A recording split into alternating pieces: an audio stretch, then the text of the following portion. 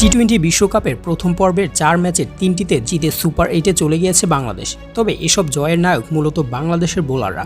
চলুন এবারের টি-20 বিশ্বকাপে জেনে নেই তাদের পারফরম্যান্স কেমন ছিল।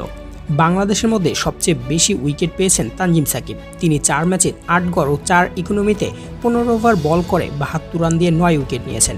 বেস্ট বোলিং ফিগার 7 রানে 4 উইকেট। মুস্তাফিজুর রহমান 4 ম্যাচে 7 গড় ও 3 ইকোনমিতে 16 ওভার বোলিং করে 54 রান দিয়ে 7 উইকেট তুলে নেন। তিনি বাংলাদেশের হয়ে সবচেয়ে কম রান দিয়েছেন। তার বেস্ট বোলিং ফিগার 7 রানে 3 উইকেট। তাসকিন আহমেদ এবারের বিশ্বকাপে কিছুটা খরচে বোলিং করেছেন। তিনি 4 ম্যাচে 14 গড় ও 6 ইকোনমিতে 16 ওভার বোলিং করে 103 রান দিয়ে 7 উইকেট তুলে নেন। তার বেস্ট বোলিং ফিগার 19 রানে 2 উইকেট। টি-20 বিশ্বকাপে নজর কেড়েছে তরুণ লেগ স্পিনার রিশাদ হোসেন। রিশাদ 4 ম্যাচে 14 গড় ও 6 ইকোনমিতে 15 ওভার বোলিং করে 101 রান দিয়ে তিনিও 7 উইকেট তুলে নিয়েছেন। তার বেস্ট বোলিং ফিগার 21 রানে